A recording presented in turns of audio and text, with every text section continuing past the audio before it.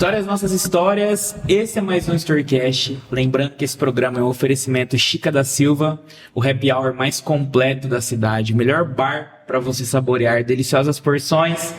E também da Eco Brasil, nosso parceiro, mais de 40 anos de mercado, o centro de reparação automotiva mais completo de Catanduva. Também do Grupo Futuro, a melhor gestão em saúde do Brasil.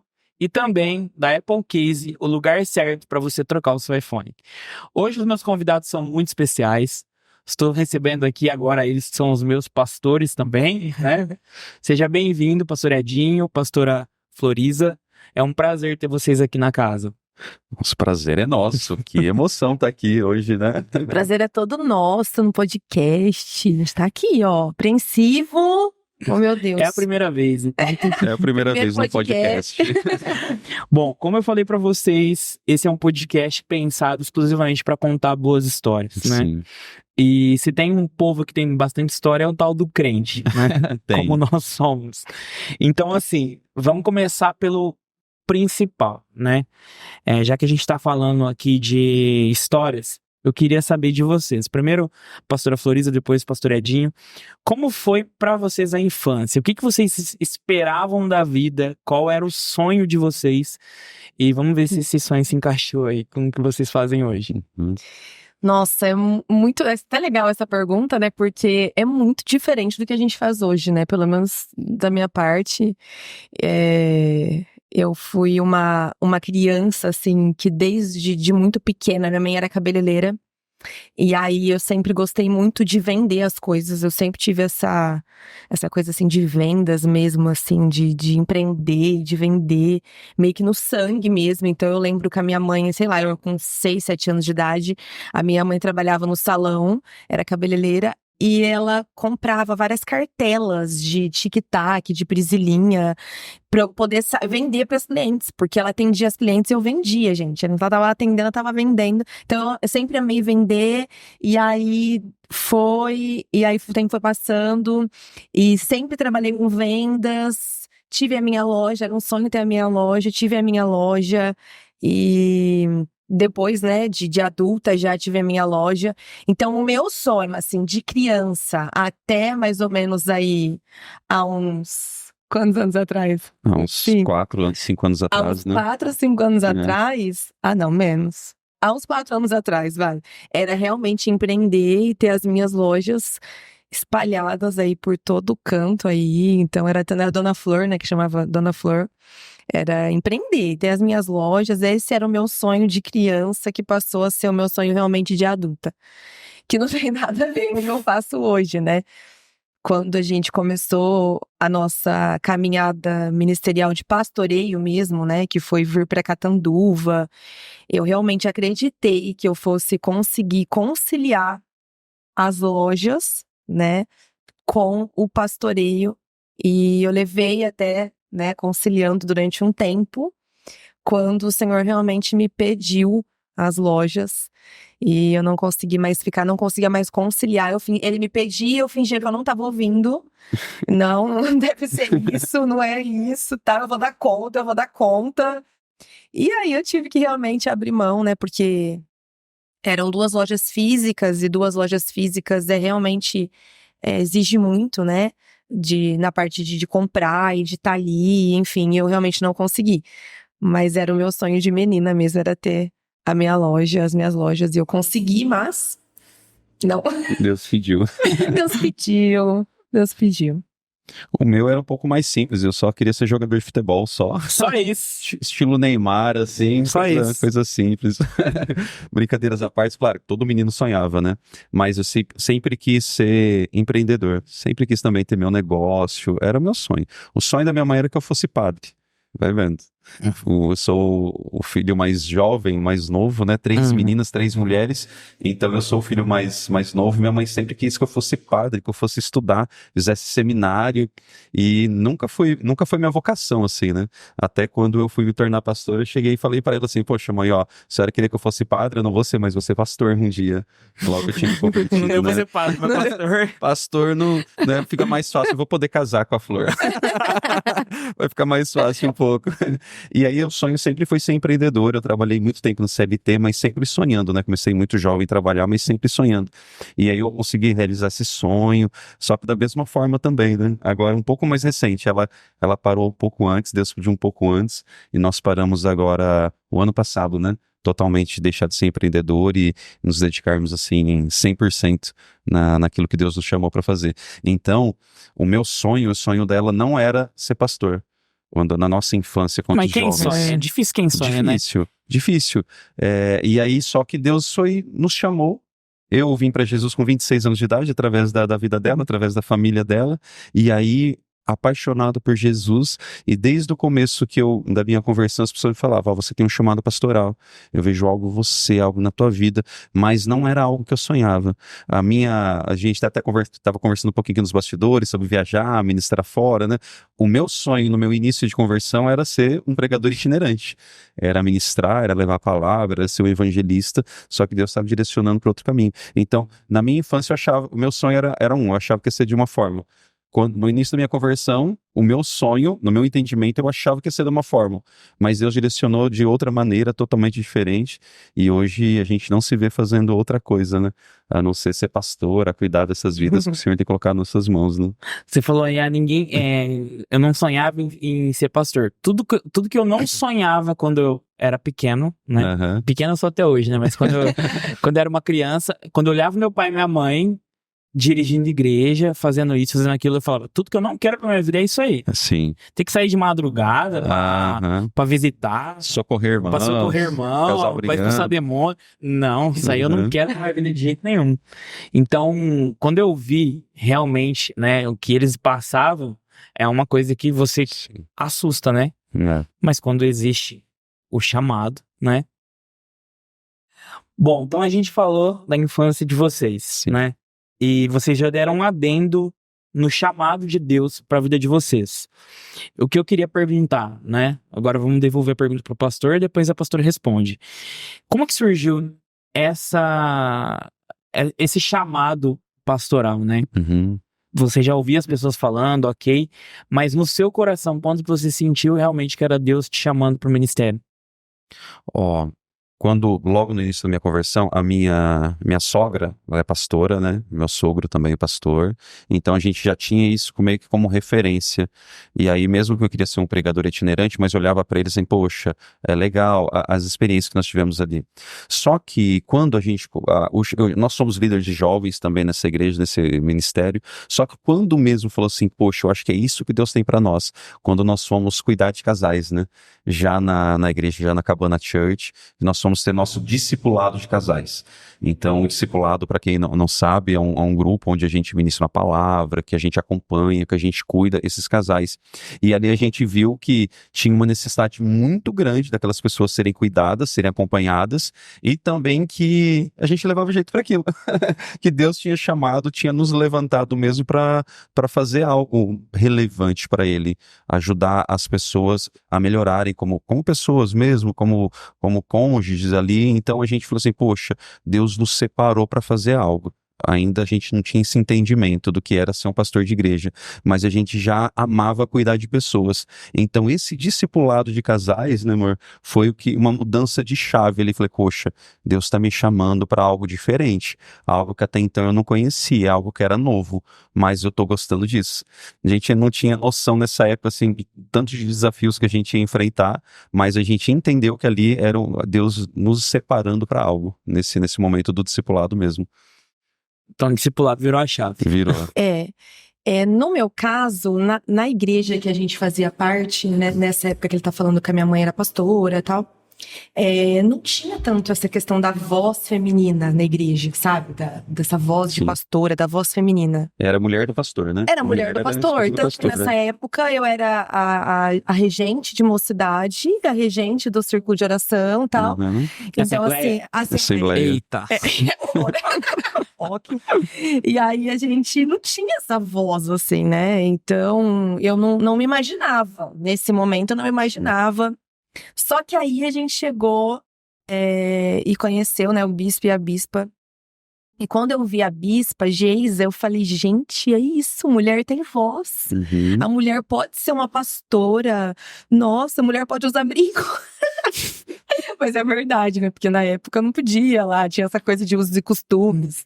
Nossa, a mulher pode se vestir bem, pode se maquiar, pode ficar bonita, toda arrumada e pode ser uma pastora, né? Então, assim, eu comecei a ver o pastoreio de uma forma um pouco diferente, porque a minha mãe, por mais que ela já fazia esse trabalho missionário, né? Porque na época não era pastora, Lourdes era missionária, ela não tinha tanto essa figura pastora mesmo da igreja, né? Que na época não tinha, era a mulher do pastor realmente. Então foi nessa época que virou a chave, então eu falava assim, tipo, poxa, eu posso ser uma pastora. E claro que essa parte vocacional veio com o discipulado, com toda certeza. Eu falo que todo mundo precisa, todo mundo que é envolvido em ministério e quer realmente cuidar de pessoas, ama pessoas e tem um discipulado, ele descobre se ele realmente quer ser pastor, né? Porque ali é como se você fosse o pastor, na verdade você é o pastor daquele grupo de pessoas, né? Então aí você começa a lidar com todo o dia a dia pastoral mesmo, de atender, e de estar ali, de aconselhar, e de ministrar a palavra, enfim, de cuidar mesmo, né? Que é a função do pastor. Então, realmente, aquela parte do discipulado, quando a gente começou a discipular casais, e a gente via as transformações, tudo aquilo que Deus fazia, aí a gente percebeu, opa, peraí, eu acho que Deus tem algo com a gente. E aí foi brotando em nós aquele sentimento de, nossa, eu quero fazer mais, eu quero fazer mais, eu quero fazer mais. E aí, é isso, assim, foi nesse momento. E qual era o contato de vocês com Catanduva? Zero? Era zero. Zero. Eu nunca tinha colocado os pés em Eu Catanduva. acho que eu nunca tinha vindo aqui também. A gente nunca tinha vindo em Catanduva. Era só de passar. Conhecia, claro, né? De ouvir falar, passava ali pela rodovia, mas entrar em Catanduva mesmo a gente nunca tinha entrado. E foi algo muito lindo, assim, né? Porque quando nós recebemos a notícia que era para nós orarmos, na verdade, não era assim, não estava decretado, mas ó, orem por Catanduva. Nós estávamos na praia, né? Que era aniversário da pastora, da Flor, e aí na volta a gente passou e aí a gente entrou, a gente saiu da rodovia, entramos na cidade, ali na rotatória da entrada da cidade, e a gente foi orar. E fomos declarar que se nós viéssemos para aqui, que a gente ia honrar o nome do Senhor nessa cidade, e declaramos que Catanduva seria do Senhor Jesus, né? Então o nosso contato foi, o primeiro mesmo foi por causa da igreja, por causa desse envio. Já nesse dia, né, que o primeiro dia que a gente recebeu a notícia, né? E é muito engraçado porque, eu acho que até você vai entrar um pouco nesse assunto, né, mas até você falou de Catanduva, mas quando a gente veio pra cá, foi muito louco, assim, porque todo mundo, ai, o que você vai fazer daqui? Rio Preto, Catanduva, gente, vocês estão loucos, Mas a gente se apaixonou por Catanduva no momento que a gente, que realmente a Bispa mandou, orem por Catanduva. Quando a gente começou a orar por Catanduva, a gente já se apaixonou por Catanduva e meio que abraçou, parecia que era a nossa cidade mesmo, sabe? E é muito forte isso, né? Você entender o propósito e entender que não há lugar melhor no mundo do que aonde Deus quer que a gente esteja. Né? Faz todo sentido quando você tá no lugar que você quer que Deus esteja, que você esteja mesmo, né? Quando Deus quer que você esteja. Então é muito, muito real isso. E hoje a gente é apaixonado aqui. A gente faz parte, a gente até brinca, fala, só Catanduvense, agora não é quase nunca. As ruas, Fica, de vez em quando, fica um só. pedido pros vereadores de Catanduva aí reconhecer Meu vocês Deus. como cidadãos catanduvenses, né? Opa. Um sonho. Então, né? Quem sabe Vamos chegar lá um futuramente aí, dia, né, né? Nicolas? Uma indicação aí, quem sabe, né? Temos contatos, quem sabe? Que surgiu o Catanduva na vida de vocês, no sentido do convite do bispo. O bispo Alex chegou e falou pra você, ó, é isso. Como que foi isso? Então, o bispo, ele tinha um bloqueio mesmo com esse crescimento da igreja, né? De expandir, de ir para novos lugares, novas cidades. Tinha um bloqueio mesmo, assim. E porque ele fazia parte de uma outra igreja, e ele era muito cobrado desse crescimento, né? Então, na cabana, ele realmente não quis levar dessa forma. E era algo que ele tinha um bloqueio. Só que o pessoal de Catanduva assistiu muito Experimenta no SBT, né? É um programa diário que eles têm no SBT, que chama Experimenta. O pessoal pedia lá, vem pra Catanduva, precisa de uma cabana em Catanduva. Tem que ter uma cabana em Catanduva. E aí, pra ajudar eu acho que quando chega um momento, Deus ele vai estreitando tudo, né? todo tipo de pregador, de profeta que vinha, todo mundo A falava mesma coisa. do crescimento, que era um tempo de crescer, que era um tempo de colocar o pé em novos lugares, que aonde eles colocarem os pés, Deus ia abençoar. Era falado também, a visão, o amor deles tinham que ser derramado, né, em lugares, enfim, Deus foi falando muito. Até que um dia numa ministração que ele fez, que ele falou sobre o modo soneca, ele até usou aquele exemplo do celular, quando desperta e a gente coloca no modo soneca para ganhar mais um pouquinho de tempo. E ele falou assim que ele estava no modo soneca. Ele estava toda hora que ele recebia essa palavra, olha, eu quero mais um pouquinho de tempo, eu quero mais um pouquinho de tempo. Só que Deus falou com ele nessa palavra dele mesmo, que acabou o tempo de modo soneca. E que ele precisava avançar e que Deus ia mostrar os lugares. E foi assim, Deus mostrou Catanduva pra ele.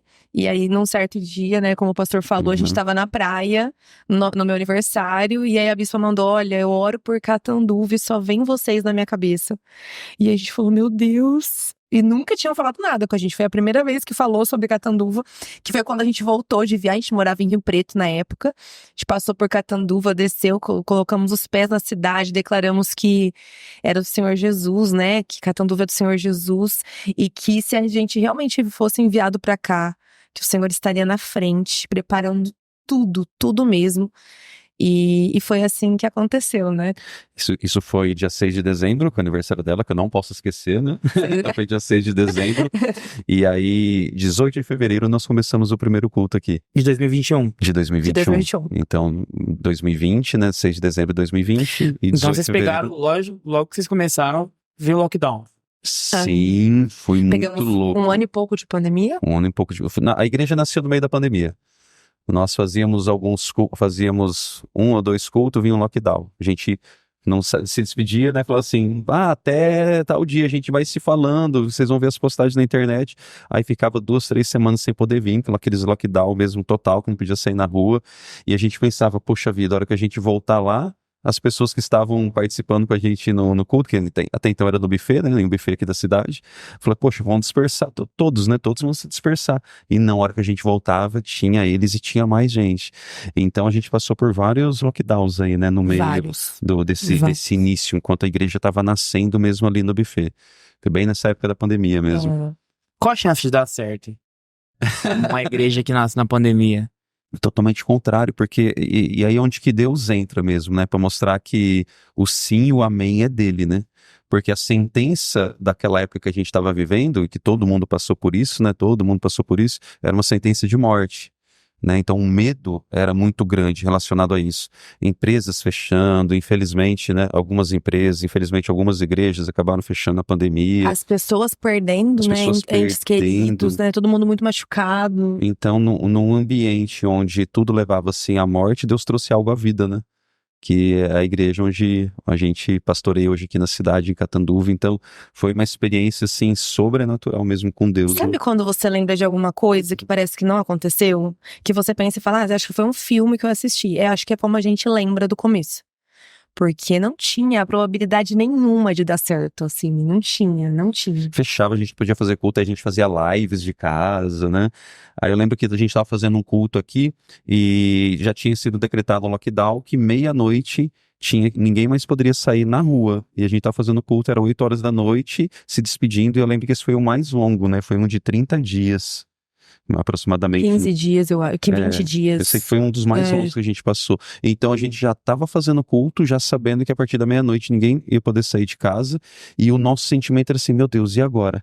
Será que a gente vai ter a oportunidade de voltar aqui e fazer um culto novamente, e adorar a Deus, e acompanhar essas vidas, nessas pessoas? Então foi um sentimento assim, que não tem nem como explicar bem assim, né? E um detalhe muito legal é que nessa época, que fazia o quê? 3 meses de igreja? Uhum. A gente já tinha um grupo de louvor montado. Nós já tínhamos social da igreja funcionando, atendendo famílias, porque a procura por cesta, por alimento era muito grande nessa época, né? Teve um período bem mais difícil. vulneráveis ainda, né? Então a gente já atendia famílias, a gente já tinha um social funcionando no buffet, a gente fazia todo essa...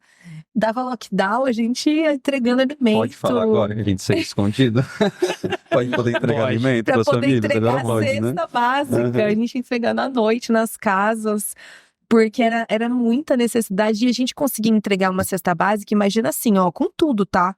Com legumes, com parte de shampoo, condicionador, tudo, a gente conseguia entregar tudo, a gente conseguia atender, tipo, 30, 40 famílias com esse tipo de cesta básica. Tamanho era o envolvimento das pessoas já, mesmo com esse cenário. Então, era o que o bispo falou assim, ó, quando a gente veio pra cá, vocês vão pra lá, e vão ficar 3 meses. 3 né? meses. Se nascer, se formar, se tiver povo, é igreja. Aí a gente vê um lugar, enfim, aí Deus vai preparando tudo. Se não nascer, não tiver povo, aí vocês voltam pra cá e continua o trabalho de vocês e vamos aguardar o que Deus nos fala. Então a gente veio pra cá porque o bispo falava assim, igreja não se abre, igreja se nasce, tem que nascer. E quando a gente olhou para um cenário daquele, como é que vai nascer uma igreja, gente? Não tem como, mas nasceu e Deus foi sustentando tudo, por isso que eu amo aquela frase, né, que fala que Deus sustenta aquilo que ele promove. Se ele promoveu, ele vai sustentar. E esse tempo é até legal, assim, a gente lembrar, que a gente vai lembrando, vai até se emocionando um pouco, assim, né? Que o bispo falou assim, ó, são 3 meses, né? Se nascer, a gente vê um local. Em 2 meses, a gente já liberou. Gente, já nasceu, já é uma igreja.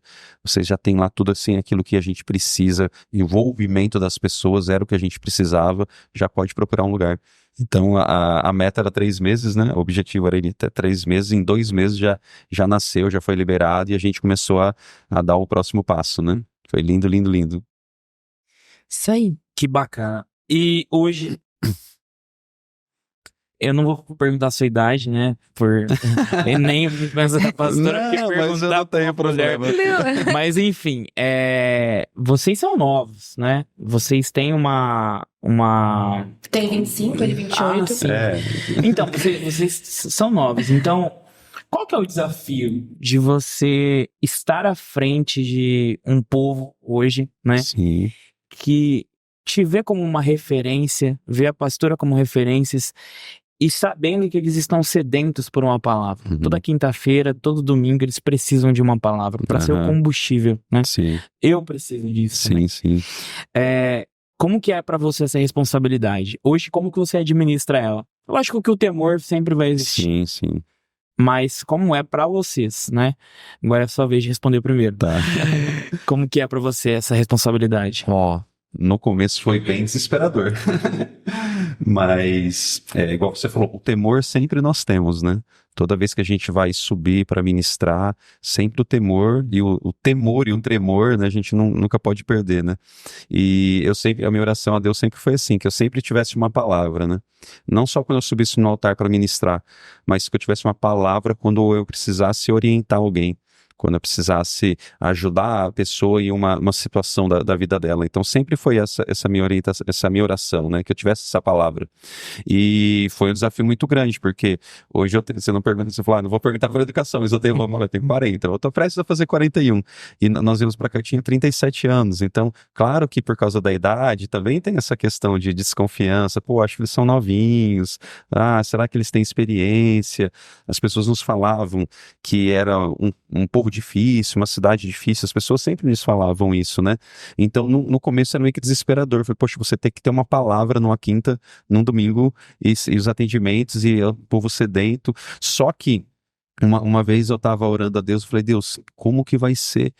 E aí eu falei, o que eu vou ministrar? Como que vai ser, sabe? Nesse momento de desespero mesmo, assim. E Deus falou assim, ó, vai em alguma coisa de você? Porque se vier alguma coisa de você pode ficar desesperado mesmo com toda razão. Agora, se não vier de você, se você crê que não vem de você, que eu apenas vou te usar ali, que você vai ser instrumento, que não vai ser a tua palavra, não vai ser pela capacidade humana, que vai vir de mim, então vai e faz, só seja instrumento nas minhas mãos. Então aquilo foi me acalmando, me tranquilizando. Então a minha oração até hoje é essa, assim, Senhor, que não seja eu, né? Que seja o Senhor. O que o Senhor quer que eu fale com a tua igreja hoje? O que o Senhor quer falar com os teus filhos hoje? qual que é a palavra que o Senhor quer entregar para eles. E sempre quando a gente vai orientar, aconselhar alguém, a minha oração sempre é essa, de sair de casa, a hora que eu estou ouvindo a pessoa ali, falei, Senhor, coloca as tuas palavras na minha boca, né? Espírito Santo, me direcione. Por causa disso, porque humanamente falando, talvez a gente não teria capacidade de fazer isso que ele nos chamou para fazer. Mas como não tem a ver com a gente, tem a ver com ele, então ele vai capacitando, ele vai direcionando e tudo sempre, sempre no controle dele. Eu acho que é muito isso, assim, né? Eu acho que o pastoreio, ele vem de um sentimento muito grande de amor mesmo. Eu acho que esse amor, ele já existia dentro de nós, né? Então, eu acredito que tenha sido mais fácil por conta disso. Não é que seja fácil, mas é mais fácil quando se tem o sentimento. Não tem uma fórmula secreta, assim. Não tem uma fórmula, ai, olha, não tem. Você tem que amar muito. Porque quando você ama muito, você tem essa disposição de ensinar, tem essa disposição de entender, porque cada um tem um jeito, cada um tem uma forma, uns vêm feridos, outros vêm machucados, outros têm um jeito, uns têm cada um de um jeito, cada um aprendeu de uma forma, cada um vem com uma ferida, com um machucado. E se você não tiver esse amor para saber entender e poder realmente ser uma ferramenta de cura para aquela pessoa, se torna, acho que, tudo muito difícil, assim. Eu acho que a coisa mais linda, assim, eu falo que do nosso ministério, desse ministério que Deus colocou no coração do bispo e da bispa, é realmente a visão, sabe? É essa visão de amor, é essa visão, a gente não crê numa religiosidade, a gente crê no Jesus mesmo, sabe? Que vem pra curar, que vem pra restaurar, que vem pra ensinar. Muitas pessoas falam assim, na cabana pode tudo. Aí eu tô pra te falar, ó, pode tudo, só não pode pecar.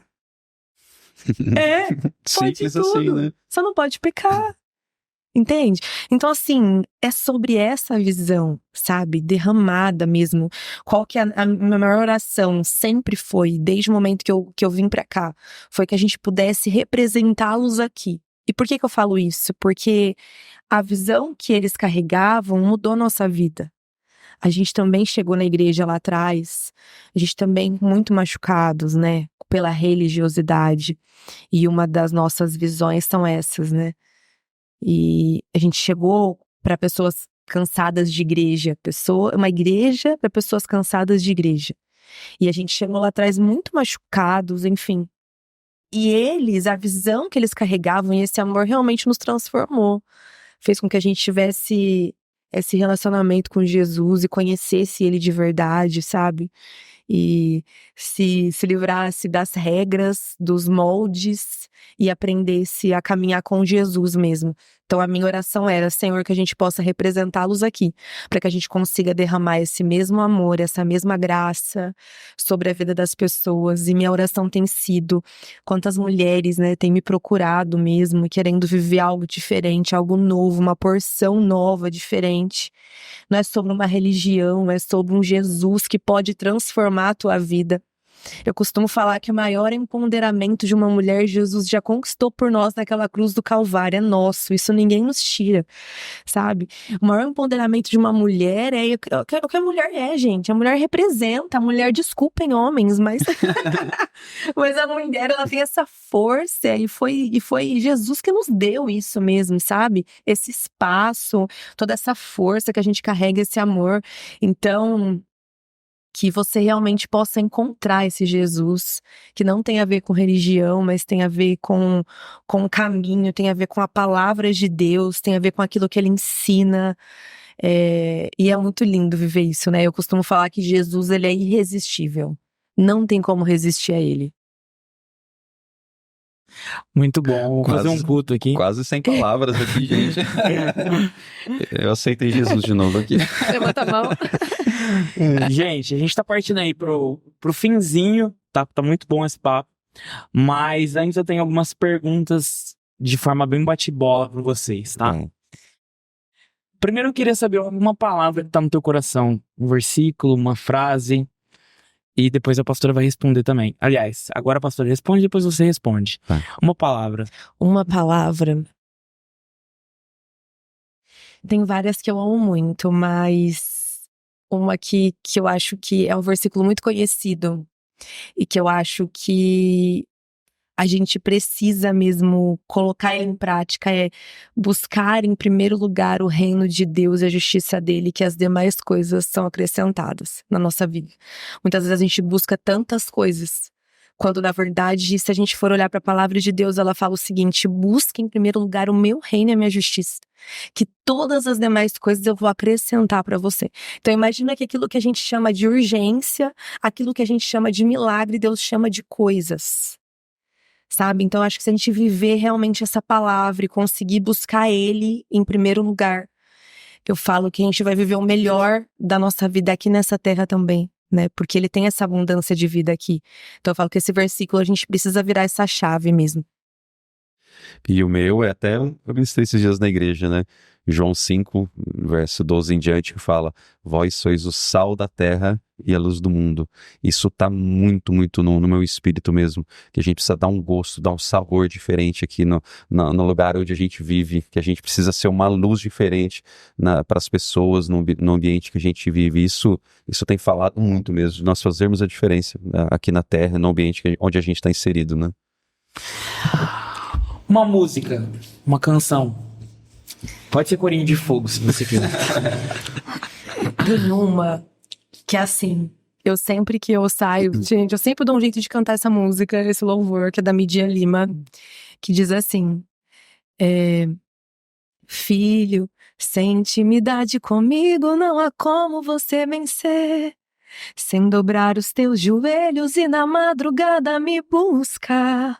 Sem examinar as escrituras, não há como descobrir os segredos que tenho pra você. Mas sondei seu coração e vi desejo de adorar.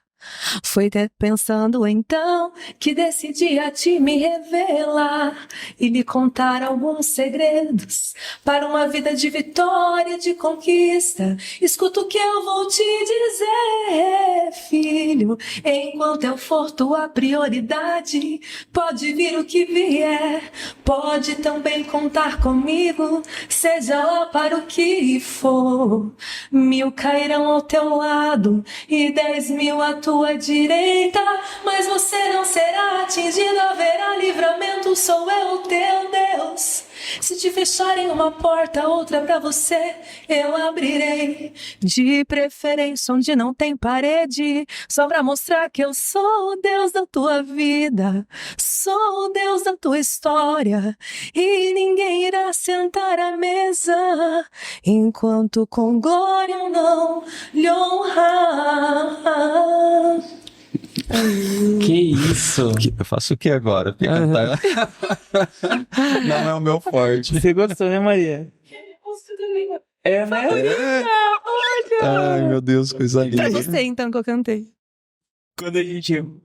Quando ela me dá carona no carro dela, quando ela dirige, né? Aham. 90% das vezes, ela coloca essas músicas. Essas músicas. Eu até zoo pra ela. Eu Falei, amo. Maria, você é mais raiz do que minha mãe. Gente, eu amo, não fala. Enquanto É demais. E o versículo que eu falei, enquanto eu for a tua prioridade, eu preciso ser a tua prioridade. Que aí pode vir o que vier, né? Uma canção, pastor. Não canto bem que nem ela, não. É uma canção do Matheus Brito, chama Canção de Maria, que eu amo. A gente canta sempre na igreja também, né? Só um pedacinho aqui, né? Eu escolhi a melhor parte, ela não será tirada de mim. É algo que a gente tem sido roubado muito disso, né? Muito tempo das redes sociais, muitas coisas a gente tem sido roubado, mas com a melhor parte, né? Que é a comunhão, a intimidade com Deus. Então fala muito comigo essa música, essa canção. Maravilhosa mesmo. Vamos supor que nos próximos 70, 80 anos Jesus não volte. E acho que até lá a gente vai... Todo mundo vai estar morto. Sim. Muito provavelmente. Muito provavelmente. Porque eu não quero ficar com mais de 100 aqui. O que você gostaria que tivesse ali para sua descendência escrito na sua lápide? qual que seria a sua última mensagem? Nossa, forte, né? É forte. Forte. Eis aqui um homem de Deus. Eis aqui um homem de Deus que seguiu o propósito, mesmo com as suas imperfeições, e deixou um legado para filhos e netos. Esse seria o meu sonho, escrito na minha lápide ali. Com certeza. Eu acho que também, né? Eis aqui uma mulher de Deus. Eis aqui uma mulher apaixonada por Jesus. Que representasse mesmo a minha vida, mesmo. Que é isso que eu sou, né? E eu quero morrer sendo assim, em nome de Jesus, ou ser arrebatada, que eu creio. Amém. Vocês conheceram o Gregório McNutt, né? Oi? Ou não? Vocês conheceram o Gregório McNutt? Não O conheço. Gregório McNutt foi um pastor americano que esteve no Brasil muito tempo, plantou muitas igrejas aqui. E ele morreu em 2016, vítima de um infarto, né? No túmulo dele lá em São Paulo, tem uma foto, né, que eu tirei. Tá escrito, esse cara amou muito Jesus, no túmulo dele. Tipo Uau. isso, né? Tipo Imagina. isso, é sobre isso. Essa pergunta, sempre que eu faço, sempre vem dessa mensagem do Gregório. Aham. Então é uma lição aí pra gente. Amém, nos que a gente próximos possa dias. fazer por merecer mesmo, né? Ter uma mensagem dessa na lápide, né? Com Se certeza. Jesus não voltar. Agora eu quero agradecer vocês, né? A dicção zero aqui, né? Mas eu quero agradecer vocês pela participação. Eu espero vocês pra um novo episódio, né? Nossa, a gente vai vir. E foi um prazer ter vocês aqui. Queria agradecer muito, tá? Gente, eu quero agradecer você por essa oportunidade, por esse espaço, né, da gente poder compartilhar um pouquinho a nossa história, a história da igreja, a história desse Jesus que é tão lindo, poder falar de Jesus. Até cantei aqui, gente, é isso. Até eu cantei. Você continua. Não, eu cantei, eu fiz algo parecido, mas cantar. Eu queria realmente agradecer e deixar uma palavra, assim, pra você que tá assistindo. Eu quero te falar algo muito simples, que de repente você até já tem ouvido falar, mas eu quero que você guarde isso. Jesus te ama. Isso é a maior verdade da tua vida. Jesus te ama. E de repente você tá aí achando que não merece esse amor, achando que alguma coisa que você fez te tirou esse amor, que você não é merecedor, que você não é merecedora, mas eu quero te falar que ele te ama mesmo. E ele tem o melhor pra te dar, ele tem o melhor pra te oferecer, ele tem um caminho lindo pra você trilhar e que você realmente possa se encontrar com Jesus na tua caminhada. Porque realmente é uma das coisas mais incríveis que a gente vive aqui nessa vida, nessa terra. É isso. Obrigado, Jair, pelo convite. Muito, muito bom estar com você aqui, com a galera, com a equipe, né? E que a gente possa vir mais vezes mesmo. A gente ficou muito à vontade. Muito obrigado. E muito obrigado a vocês que acompanharam, que assistiram, tiveram paciência e assistiram até agora. E é isso, gente. Eu sei que esse podcast vai chegar muito longe, muito, muito longe aí em lugares do mundo. Então, não tem nada a ver com igreja, né? Não tem nada a ver com a Capana Church, a igreja que nós somos pastores, tem a ver com Jesus. Então, se você na tua cidade está sentindo falta de algo mesmo que te complete, encontre Jesus, vá numa igreja, frequente uma igreja, faça parte de um corpo e você pode ter certeza que você vai ter tua vida transformada, em nome de Jesus. É isso. Muito obrigado. Obrigado ao meu cameraman. Obrigado a Maria, minha assistente hoje. E até a próxima, se assim Deus permitir. Um grande abraço.